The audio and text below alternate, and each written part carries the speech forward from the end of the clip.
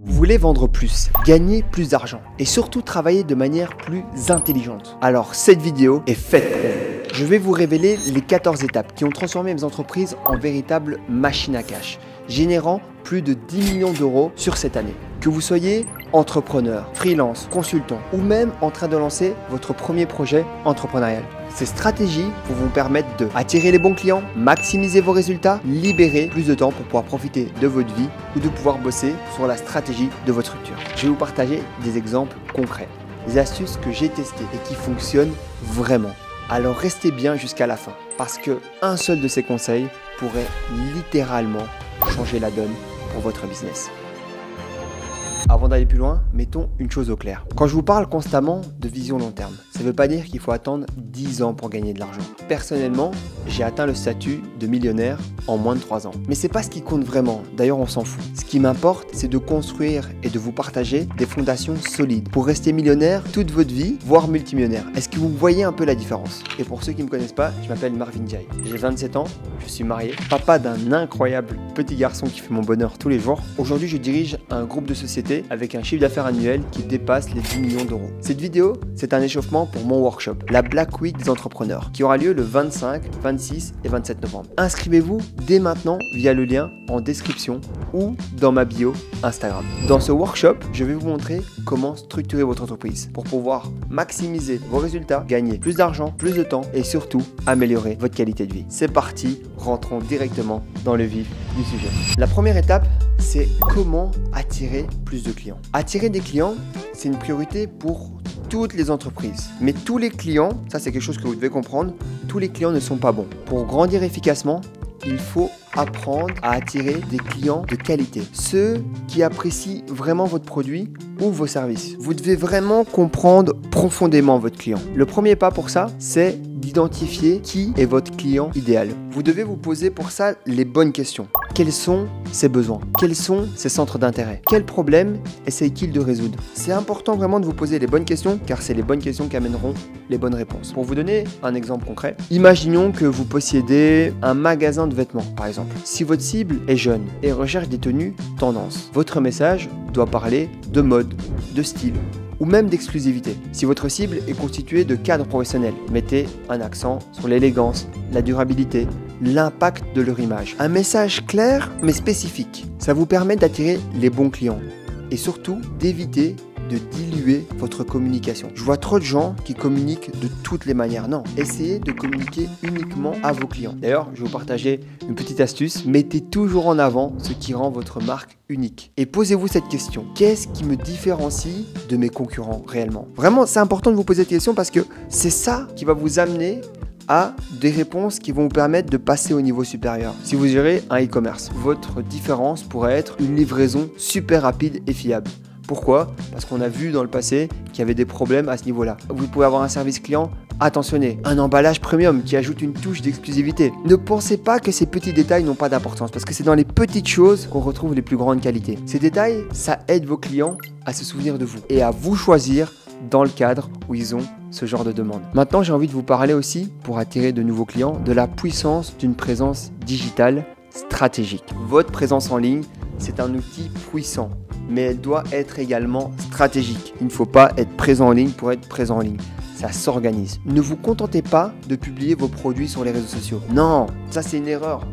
On ne jette pas comme ça. Non, on crée une histoire, un lien avec le client. Si vous vendez des cosmétiques, proposez du contenu éducatif, des conseils sur les soins de la peau, les avantages des ingrédients spécifiques, des tutoriels d'application. Bref, toutes des choses qui peuvent vous différencier. Et cela positionne votre marque comme une référence. Et ça renforce surtout la confiance avec vos clients. Chose qui est essentiel si vous souhaitez que ceux-ci passent à l'action. Maintenant, si vous possédez une société de services, adoptez une approche similaire. Prenons par exemple un cabinet de conseil financier qui pourrait créer du contenu éducatif sur l'importance de la planification budgétaire et qui donnerait des conseils du coup aux personnes pour pouvoir le faire correctement. Les étapes pour investir intelligemment. Toutes des choses qui placeraient votre cabinet en bon conseiller. Pourquoi? Parce que quand vous éduquez vos prospects et vous ajoutez de la valeur, vous créez une relation de confiance avant même qu'ils n'achètent chez vous. Et comme le dit un vieux proverbe, il faut savoir donner pour recevoir. Un autre point important, c'est identifier les bons canaux pour votre audience. Tous vos clients ne sont pas présents sur la même plateforme. Et heureusement d'ailleurs. Concentrez vos efforts là où ils se trouvent. Si votre cible est jeune, utilisez Instagram. Publiez des réels, des stories engageantes, des publicités bien ciblées. Toutes des choses qui vont permettre de toucher beaucoup plus facilement la jeunesse. TikTok également est un bon outil pour ça. Si maintenant vous avez des cibles avec des personnes plus âgées, plus professionnelles, LinkedIn sera un meilleur outil et un meilleur allié pour partager des études, des cas ou des conseils liés à votre expertise. Prenons un cas plus spécifique d'une clinique d'esthétique. Sur Instagram, vous misez davantage sur les avant et les après, ou même les témoignages visuels. Sur YouTube, vous pouvez créer des vidéos expliquant vos traitements en détail. Investissez là où vos clients passent le plus de temps pour maximiser l'impact de vos actions. Passons maintenant aux stratégies pratiques pour attirer les bons clients. Attirer les bons clients, c'est maximiser vos résultats tout en gagnant du temps. Et voici des stratégies pratiques et surtout prouvées pour y parvenir. 1. Vous allez utiliser la preuve sociale et les témoignages. Rien n'est plus convaincant qu'un client satisfait. D'ailleurs, avec Freshio, on a utilisé énormément les retours de nos clients pour pouvoir propulser la marque. Si vous avez déjà des clients qui aiment vos produits ou vos services, demandez-leur de partager leur expérience. Vous devez vous dire peut-être pourquoi ça marche. Les témoignages, en fait, ce qu'il y a de vraiment important, c'est que ça rassure les nouveaux clients en montrant que d'autres personnes vous ont déjà fait confiance à vous ou votre marque. C'est essentiel pour eux passer à l'action car ça ajoute une couche de crédibilité et ça facilite la décision d'achat. Affichez des témoignages vidéo ou écrits par exemple sur votre site web. Par exemple, avant, j'avais du mal à trouver des produits bio de qualité. Grâce à cette marque, j'ai changé mon alimentation et je me sens beaucoup mieux. Un autre conseil, les témoignages spécifiques et authentiques ont beaucoup plus d'impact que un super produit.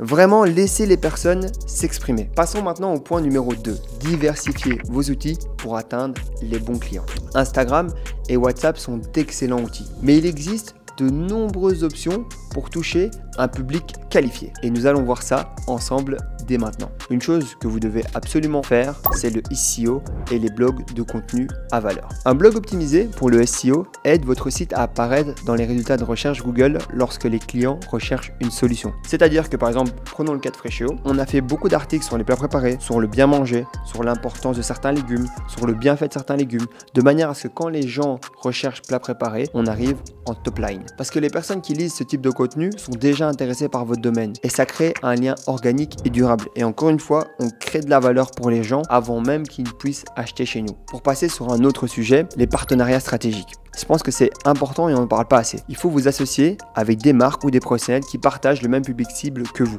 Par exemple, une clinique d'esthétique peut collaborer avec des salles de sport pour proposer des offres combinées. Un magasin de décoration peut s'associer avec des agences immobilières pour fournir des solutions clé en main. Les avantages de ces collaborations, c'est que ça renforce votre crédibilité tout en augmentant votre visibilité parce que vous vous mariez correctement avec des prestataires de services qui ont déjà des clients comme les vôtres. Et ça, c'est parfait. Un truc que je recommande aussi, c'est de participer à des événements et des foires. Les salons et les expositions sont parfaits pour rencontrer un public déjà qualifié. Si par exemple, vous vendez des produits de décoration, participez à un salon de l'intérieur. Vous y trouverez des clients déjà intéressés par vos solutions et prêts à acheter vos produits. D'ailleurs, un petit bonus, ces événements permettent aussi de créer des partenaires et des recommandations. Et souvent, ça peu de personnes le savent, mais ils sont subsidiés par l'État. Donc allez chercher les aides. Un autre outil pour pouvoir du coup trouver vos bons clients, c'est le marketing par recommandation. Encouragez vos clients satisfaits à parler de vous à leur entourage. Comment vous vous dites? Créez un programme de parrainage. Offrez des remises ou des avantages à tous ceux qui recommandent votre marque. Pourquoi ça marche? Parce que les gens font confiance aux recommandations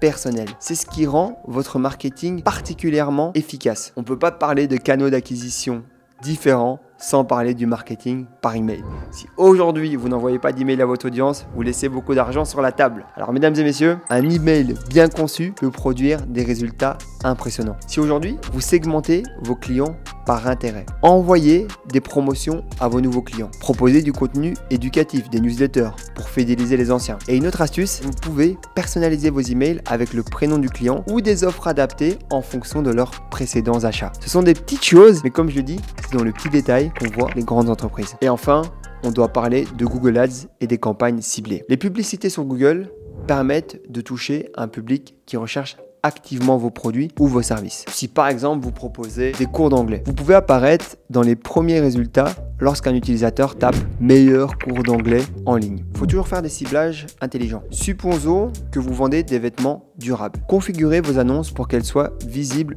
uniquement par des personnes qui suivent des pages liées à l'environnement et qui ont déjà recherché vêtements durables en ligne par le passé. Le résultat, c'est que ça va vous optimiser votre budget publicitaire en atteignant uniquement les personnes les plus susceptibles d'acheter vos produits. Et c'est comme ça en fait qu'en dépensant votre argent intelligemment, vous allez pouvoir avoir des résultats beaucoup plus pertinents. La troisième étape, c'est de créer un parcours d'achat engageant. Attirer des clients qualifiés n'est que le début. Vous devez les accompagner tout au long de leur processus d'achat. C'est hyper important. Si on part sur un processus d'accompagnement pour un parcours d'achat en e-commerce, les emails de panier abandonnés, rappelez à vos clients les produits qu'ils ont laissés dans leur panier avec une petite incitation comme une réduction ou une livraison gratuite pour eux acheter. Ou encore l'email post-achat. Envoyer un message de remerciement avec des suggestions de produits complémentaires pour favoriser une vente de produits en plus. Un client qui achète une lampe, quelques jours plus tard, vous lui proposez un abat-jour assorti ou alors une ampoule électrique. Vous voyez, vraiment pour pouvoir lui proposer quelque chose de cohérent par rapport à son achat. C'est important que le client se sente compris et voit qu'il y a des offres personnalisées. On peut aussi prendre le parcours pour les prestataires de services. Si vous êtes prestataire de service, il est important de renforcer la confiance dès le premier contact. Comment on peut faire ? Après une réunion, vous pourriez envoyer un e-book, un guide, quelque chose qui apporte de la valeur à un client. Si vous êtes un conseiller financier, vous pouvez partager un résumé personnalisé des besoins identifiés lors de la première réunion que vous avez eue avec votre client. Des conseils pratiques pour atteindre les objectifs financiers du client. Que la personne reçoive de la valeur avant. J'aime le dire et j'aime me répéter, mais il faut donner avant de recevoir. Si vous avez un magasin physique, vous pouvez prolonger l'expérience d'achat après l'achat en proposant des accessoires, des produits complémentaires. Si un client achète une table, envoyez-lui un email avec des suggestions pour des chaises assorties ou même des idées de décoration. Toutes des choses qui vont permettre au client de se sentir compris. Vous pouvez également fidéliser avec des programmes exclusifs. Offrez des récompenses ou des remises aux clients réguliers pour encourager le retour. Le point numéro 4, c'est de cibler efficacement pour maximiser vos ventes. Aujourd'hui, grâce aux outils numériques, il est possible de cibler avec précision les bons clients en diffusant vos publicités uniquement auprès des personnes les plus susceptibles d'être intéressées par celles-ci. On en a parlé rapidement avec Google, mais pourquoi les campagnes ciblées sont-elles essentielles ? Les campagnes ciblées vous permettent d'atteindre les bonnes personnes au bon moment. Elles vous permettent également d'optimiser votre budget publicitaire en évitant de gaspiller vos ressources sur un public non pertinent. Un truc que j'ai vu souvent et qui est assez triste, c'est que je vois les gens qui boostent leurs publications mais qui ne ciblent pas correctement leur audience. C'est de l'argent vraiment jeté à la poubelle. Alors concrètement, comment ça fonctionne ? Avec des plateformes comme Google Ads, Facebook Ads ou encore Instagram, vous avez la possibilité de définir précisément votre client cible. L'âge, le genre, la localisation de votre audience, leur centre d'intérêt, leur comportement en ligne, les pages ou les groupes qu'ils suivent. Tout ça sont des éléments pour pouvoir mieux cibler le client. Prenons par exemple une campagne ciblée pour des produits durables. Imaginez que vous vendiez des vêtements fabriqués à partir de matériaux recyclés. Vous pourriez configurer votre campagne pour qu'elle s'affiche uniquement aux personnes qui suivent des pages liées à l'environnement. Ou alors celles qui ont déjà montré des intérêts pour des produits durables ou ayant montré un intérêt pour des marques éco-responsables. Et là, vous vous dites, mais pourquoi ça marche, Marvin ? Votre publicité sera vue par des personnes qui se reconnaissent dans vos valeurs. Et je pense que vous seriez d'accord avec moi pour dire que ça augmente vachement les chances de conversion, qu'elles achètent chez vous en cliquant et qu'elles deviennent par la suite même des clients fidèles. Une autre chose à faire lorsque vous faites de la publicité en ligne, c'est évidemment d'optimiser votre budget marketing en ciblant uniquement le bon public. Réduisez les coûts inutiles tout en augmentant vos taux de conversion. Une publicité classique vue par 10 000 personnes non ciblées pourrait générer seulement 10 ventes. Avec un ciblage précis, une publicité vue par seulement 3 000 personnes bien qualifiées pourrait générer 50 ventes par exemple. Donc, le ciblage, c'est la clé. Passons maintenant au point numéro 5. L'importance de connaître votre client en profondeur. Je vois trop de gens qui ne connaissent pas assez efficacement leurs clients. Et pour vendre, il ne suffit pas de connaître les informations basiques comme l'âge, la localisation, le revenu de vos clients. Non, vous devez aller plus loin. Vous devez toujours aller plus loin que vos concurrents. Il faut repousser vos limites. Vous devez vous dire, mais c'est quoi aller plus loin ? Aller plus loin, c'est comprendre ce qui les motive, comprendre ce qu'ils aiment, comprendre ce qu'ils évitent, comprendre pourquoi ils achètent chez vous. Ce niveau de compréhension permet de créer des expériences personnalisées qui résonnent directement avec leurs attentes et même leurs émotions. Pour vous prendre un exemple concret. Un e-commerce de vin, imaginez un client qui visite votre site web. Il parcourt vos options, ajoute un vin spécifique à son panier, mais ne finalise pas l'achat. Et avant de conclure qu'il est perdu, vous analysez les données suivantes qu'il a laissées. Son adresse email, son numéro WhatsApp, ses préférences implicites, comme le type de vin qu'il a choisi. C'est une opportunité en or de transformer son intérêt en une expérience engageante et non une simple transaction. Parce que imaginez si vous appelez votre client en lui demandant pourquoi il n'a pas pris ça ou en lui conseillant des produits supplémentaires, il va se sentir écouté. Et ça, c'est une action parfaite pour convertir un client. D'ailleurs, transformez l'intérêt en une expérience immersive. Au lieu d'envoyer un message générique comme « vous avez oublié votre produit dans votre panier », proposez un contenu qui raconte une histoire, qui invite le client à imaginer la valeur de votre produit dans son quotidien. Ce sont, comme je vous l'ai dit, des actions différentes qui vous amèneront à des résultats différents. Je vais vous donner des exemples de séquences email ou de messages WhatsApp que vous pourriez envoyer en premier message. Imaginez une soirée spéciale. Le vin que vous avez sélectionné est parfait pour ajouter une touche d'élégance avec ses notes de fruits rouges et une légère pointe d'épices. Il accompagne idéalement des viandes ou des fromages affinés. Que diriez-vous de transformer une nuit ordinaire en une expérience exceptionnelle? Vous voyez un peu la différence? Et là vous devez vous dire, mais Marvin, pourquoi ça marche?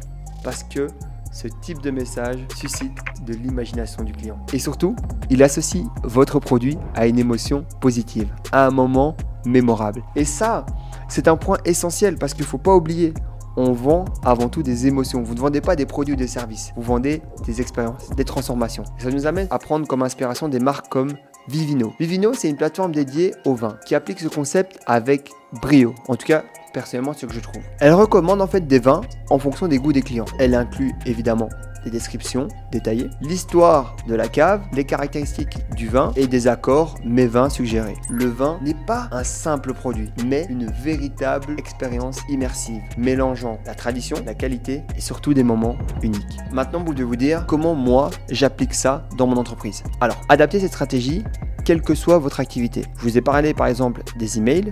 Vous pouvez faire un email post-achat. Si un client achète un vin rouge corsé, recommandez-lui une étiquette similaire ou une nouveauté qui compléterait son premier choix. Racontez une petite histoire autour du produit pour le rendre unique. Ou vous pourriez créer du contenu segmenté. Pour les amateurs de vins légers, comme les rosés ou les blancs, envoyez des idées d'accords pour un brunch, un apéritif entre amis. Ajoutez des suggestions pour des occasions spécifiques, les fêtes, les dîners romantiques, les soirées conviviales. Résultat, avec ce genre de démarche, votre client se sent compris, valorisé, ce qui renforce son engagement avec votre marque. Peut-être que vous vous dites pourquoi c'est essentiel.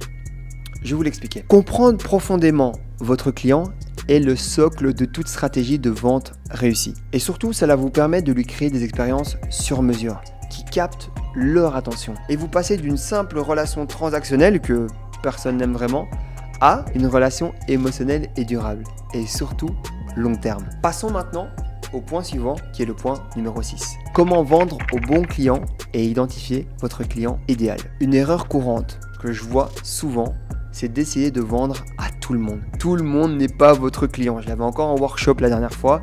Tout le monde n'est pas votre client. Plus vous êtes niché, mieux vous êtes situé. Mais par contre, voici la vérité. Tout le monde n'appréciera pas ce que vous proposez, même de la meilleure des manières. Alors, pour maximiser vos ventes, il est essentiel de concentrer vos efforts sur les clients qui voient de la réelle valeur à votre produit ou de votre service. Ces clients ne sont pas seulement les plus faciles à convaincre. Ils reviennent, ils deviennent les meilleurs ambassadeurs de votre marque. Et surtout derrière, ça en fait des atouts précieux pour votre développement. Alors, pourquoi identifier votre client idéal est essentiel? Commencez par vous poser ces simples questions. Qui est ce client qui valorise le plus ce que vous proposez? Qui est prêt à payer sans négocier à outrance? Le client idéal n'est pas forcément celui qui achète le plus. C'est celui qui reconnaît la qualité et la valeur de votre offre. Celui qui comprend surtout la vision, le positionnement de votre marque, qui devient fidèle, recommande activement votre entreprise. Ça, ce sont des clients de qualité. Imaginons que vous ayez un site de décoration spécialisé dans les pièces de design exclusives. Votre client idéal n'est pas celui qui cherche le prix le plus bas. Évidemment, vous n'êtes pas dans un besoin primaire. C'est celui qui veut un design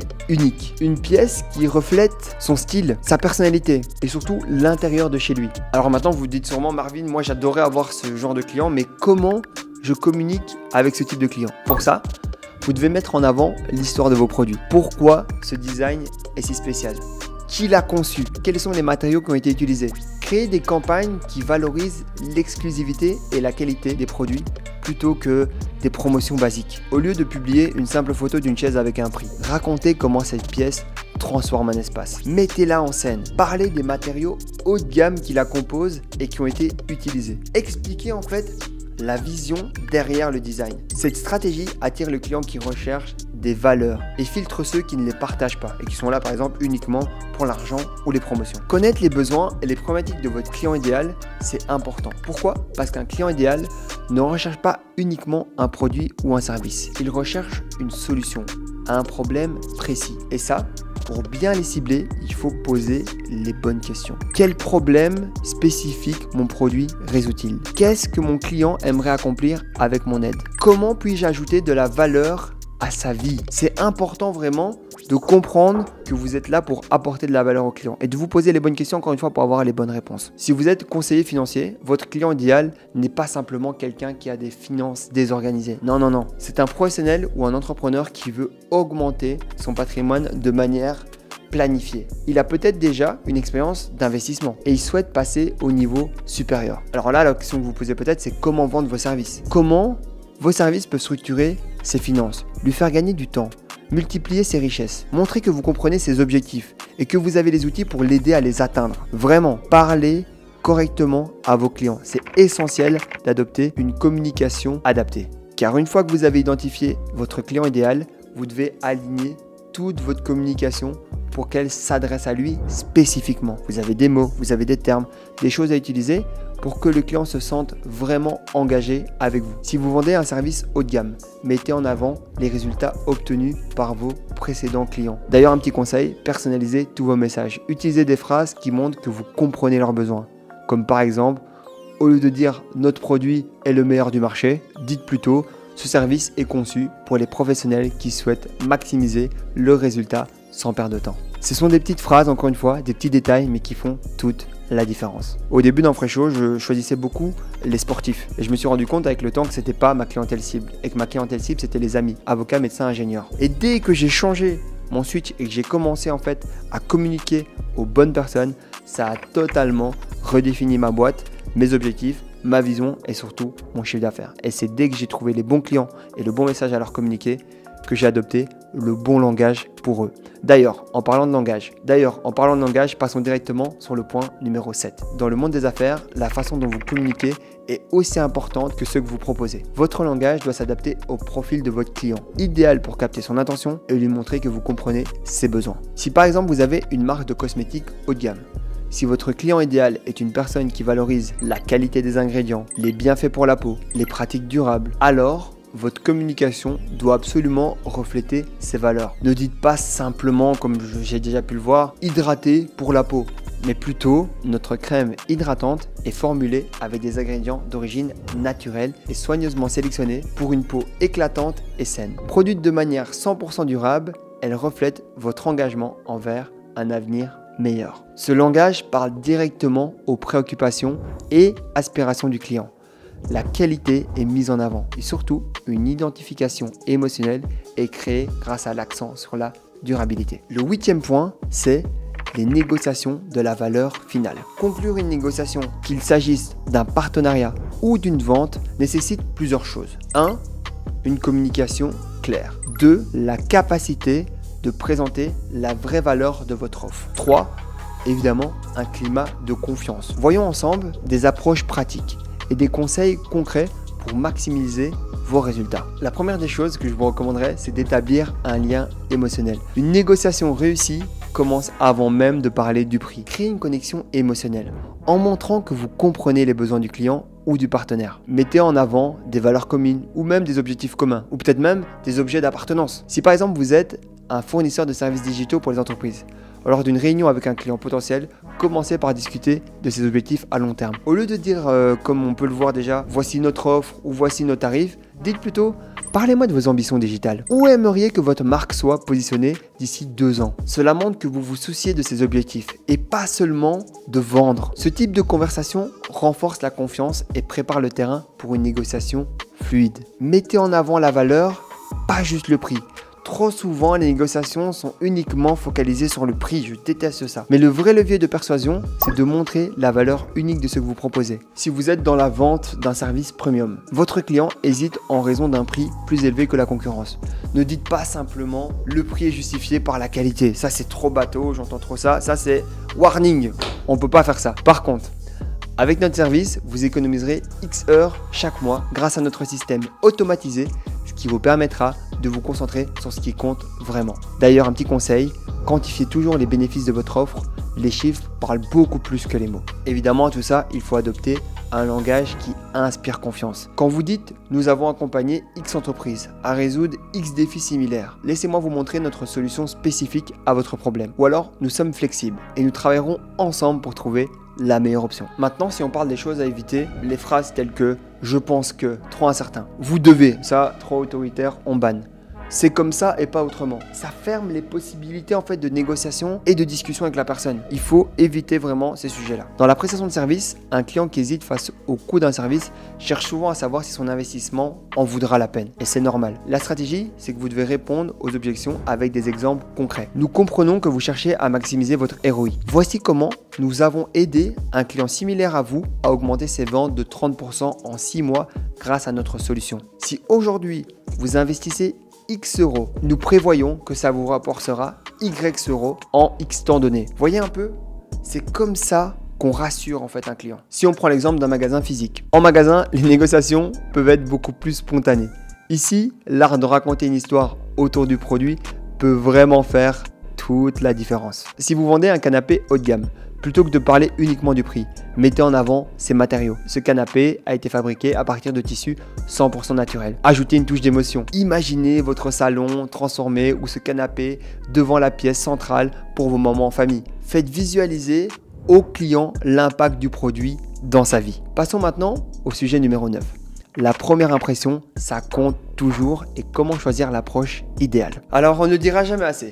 Mais la première impression est essentielle et cela commence par la façon dont vous présentez votre proposition à un client potentiel. Un PDF, un appel, choisir la bonne approche dans certaines situations, un PDF bien clair et structuré peut suffire, surtout si vous avez déjà eu une discussion au préalable et que le client a demandé un résumé détaillé. Mais pour les projets plus complexes où il y a besoin d'approfondir, rien ne vaut un appel ou encore mieux, une rencontre face à face. Et cela, ça va vous permettre de mieux comprendre les besoins réels de votre client, de montrer que vous êtes investi dans leur projet et de surtout personnaliser votre proposition. Un conseil marketing, si un client vous demande directement un devis, évitez d'envoyer un simple PDF. Prenez le temps d'expliquer que vous voulez comprendre ses attentes avant de faire une proposition. Voici par exemple ce que vous pourriez dire. Pour vous envoyer un devis précis, j'aimerais comprendre les particularités de votre entreprise. Pouvons-nous passer un appel rapide pour discuter de votre objectif? Cela valorise votre expertise en montrant que vous ne proposez pas une solution standard. Vous positionnez la proposition comme une solution sur mesure. Vous pouvez faire un rapport, du pré-travail pour votre client,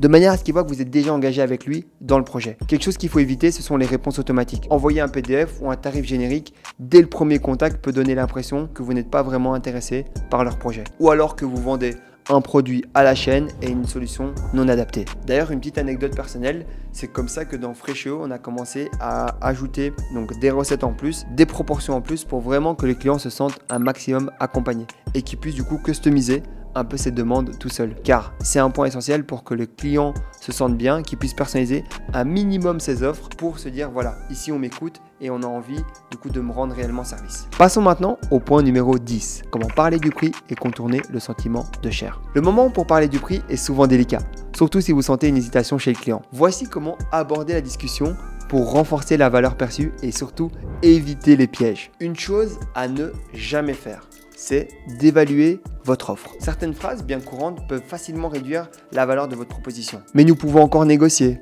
C'est le prix standard. Ces réponses donnent l'impression que votre prix est arbitraire ou négociable à tout moment. Il ne faut surtout pas faire ces erreurs. Ça pourrait montrer que votre service ou votre produit n'est pas unique. Alors à la place, valorisez l'investissement de votre client. Mettez en avant les résultats passés. Cette valeur reflète le travail dévoué et les résultats que nous avons déjà fournis à des clients ayant des besoins similaires aux vôtres. Mon objectif est que chaque euro investi ici soit récupéré plusieurs fois en résultat. Vous associez directement le prix à des bénéfices tangibles, ce qui réduit la perception de coût et renforce l'idée du retour sur investissement. Vous pouvez aussi décomposer la proposition pour clarifier. Si le client continue d'hésiter, expliquez ce qu'il obtient concrètement. Vous pouvez dire par exemple: je comprends que la valeur puisse vous sembler importante. Sachez que cette proposition inclut des éléments clés pour garantir des résultats mesurables.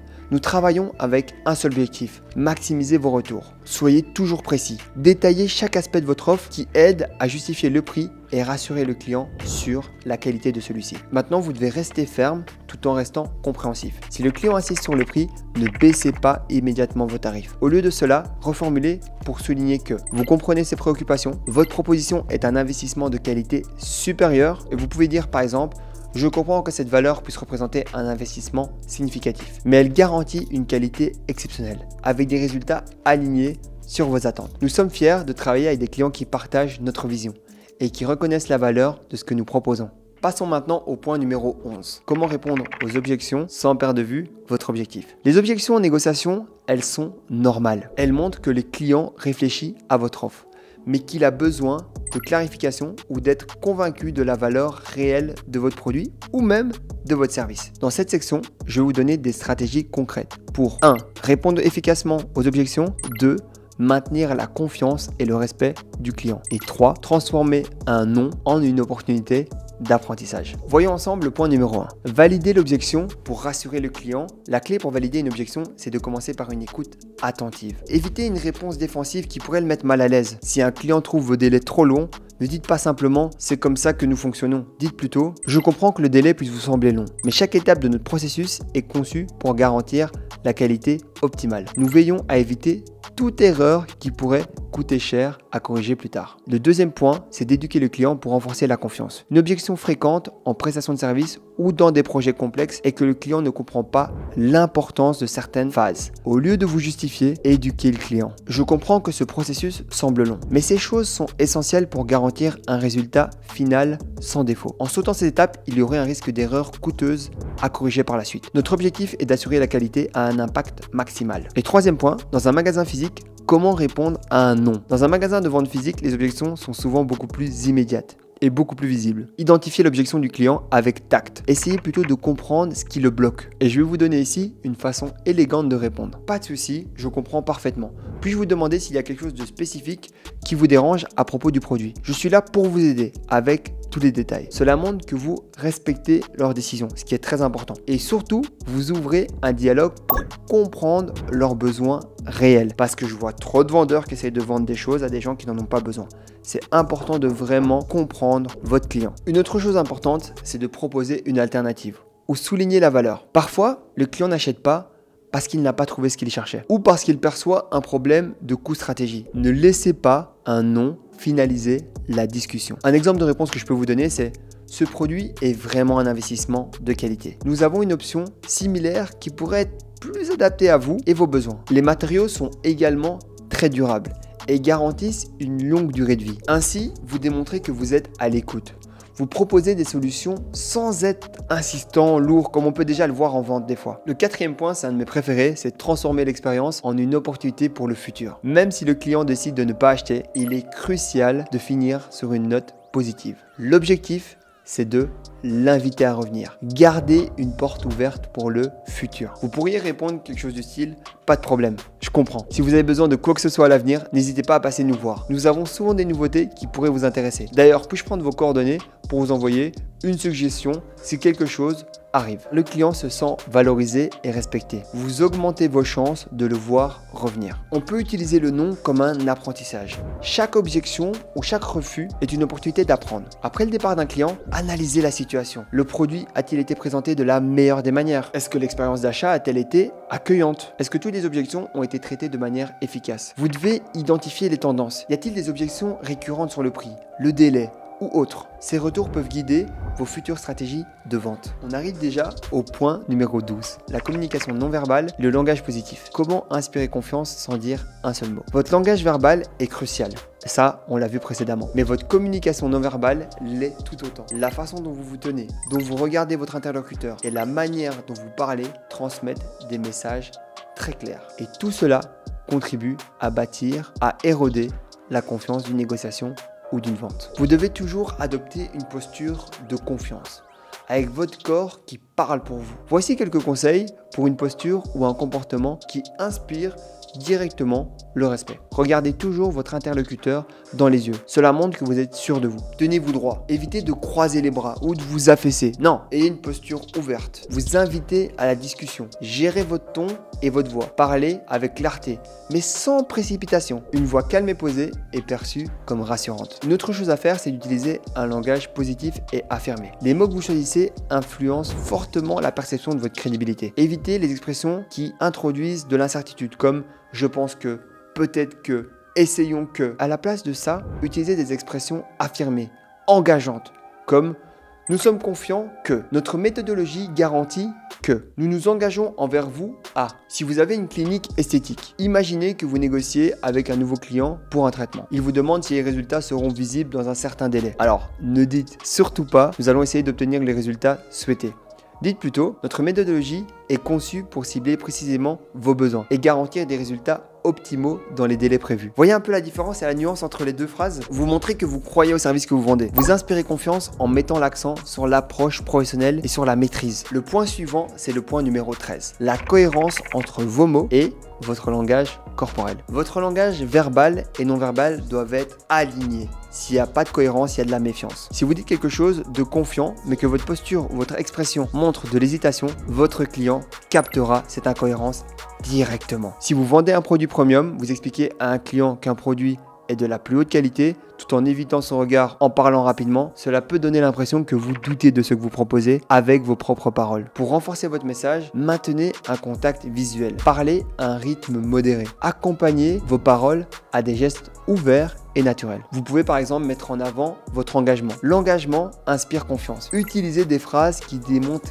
clairement votre dévouement envers votre client. Comme par exemple, nous mettons tout en œuvre pour vous offrir le meilleur résultat. Votre satisfaction est notre priorité absolue. Un petit conseil, combinez toujours un langage positif avec des preuves concrètes. Et si possible, appuyez vos affirmations avec des données ou des témoignages.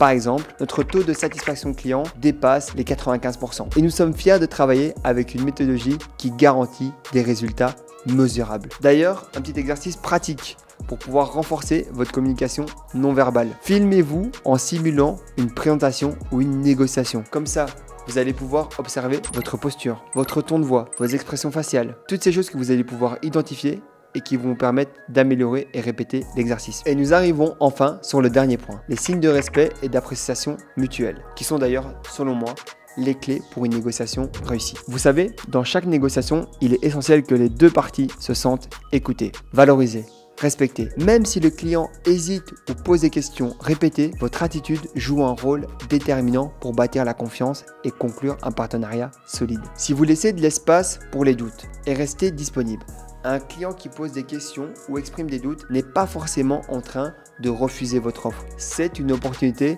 de lui montrer que vous êtes ouvert. Et surtout, vous êtes disponible. Des fois, on ne fait pas toujours des ventes du premier coup. Je vois beaucoup de gens vouloir toujours faire des ventes du premier coup. Ce n'est pas le cas. Moi, j'ai fait des très belles ventes avec le temps. Parce que plus le temps passe, plus la confiance est installée. Ce qu'il faut absolument éviter, c'est de répondre rapidement ou de manière abrupte. Comme par exemple, j'ai déjà expliqué tout ça. Ou tout est dans le contrat.